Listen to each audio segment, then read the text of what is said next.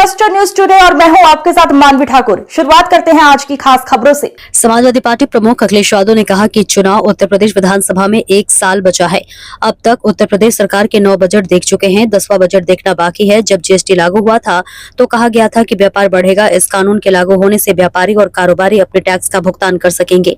शायद ये पहला कानून है जिसमें इतने संशोधन किए गए हैं, लेकिन इतने संशोधनों के बाद भी सरकार को इसमें फिर से संशोधन करना पड़ा और ये स्वीकार करना पड़ा कि गरीबों के जीवन में बदलाव लाने के लिए कानून में संशोधन करना ही होगा। सवाल यह है कि जब से जीएसटी लागू हुआ तब से लेकर अब तक सरकार ने किसे मुनाफा कमाने दिया? ये कौन लोग थे जो बेवजह मुनाफा कमा रहे थे? स्लैब कम करने से महंगाई कम नहीं होगी। अमेरिका ने टैरिफ लगा दिया, इससे सारे निर्यात खत्म हो रहे हैं। इससे हमारी अर्थव्यवस्था को नुकसान होगा। मेक इन इंडिया बर्बाद हो रहा है। स्वदेशी का नारा सिर्फ जुबान में ही है, दिल में नहीं। अमर्यादित भाषा का प्रयोग करते हैं, क्या कहोगे सर? चुनाव को अब 1 साल के लगभग दिन बचे हैं। उत्तर प्रदेश का चुनाव 1 साल के अंदर या 1 साल का आसपास समय बचा है सरकार के पास। और अब तक अभी हम लोगों ने जो बजट देखे हैं उत्तर प्रदेश सरकार के, 9 बजट देख चुके हैं। आखिरी बजट आना है जो अब आ जाएगा आने वाले समय में। दिल्ली की सरकार तीसरी बार चल रही है। हाल ही में हमें और आपको देखने को मिला कि एक ऐसा कानून जीएसटी जब लागू किया गया था तो ये बात कही गई थी कि व्यापार बढ़ेगा। इस कानून के लागू होने से सरल व्यवस्था लागू होगी जिससे कि व्यापारी और कारोबारी अपना टैक्स दे पाएगा। शायद दुनिया में इकलौता जीएसटी कानून रहा होगा जिसमें इतने संशोधन हुए हैं।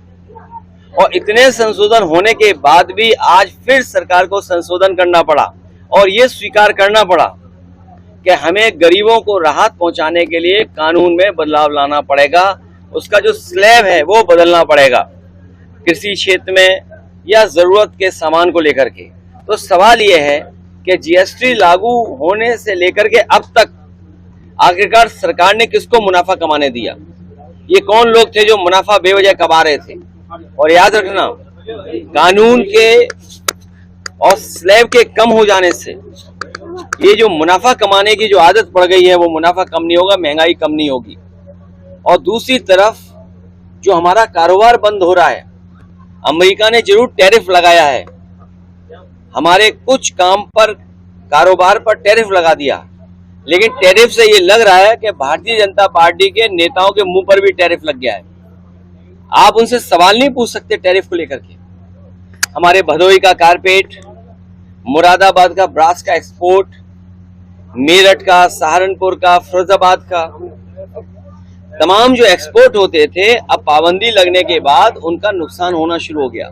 उनका नुकसान होगा, कारीगर जो जुड़े उनका नुकसान होगा, अंतोगत्वा हमारी अर्थव्यवस्था का नुकसान होने जा रहा है। अमेरिका अगर अपनी अर्थव्यवस्था को बचा रहा है या अपनी अर्थव्यवस्था को मजबूत कर रहा है तो हमें भी ये सोचना चाहिए कि हम अपनी अर्थव्यवस्था को कैसे बेहतर करें। उसके लिए हमें फैसला लेना चाहिए। मेक इन इंडिया बर्बाद हो गया। स्वदेशी का नारा केवल मुंह से है, मन से नहीं है। ये बीजेपी के लोग स्वदेशी मुंह से हैं और मन से विदेशी हैं। अच्छा सर, किसानों को डीएपी खाद नहीं मिल पा रही है, बड़ी समस्या है। फसलों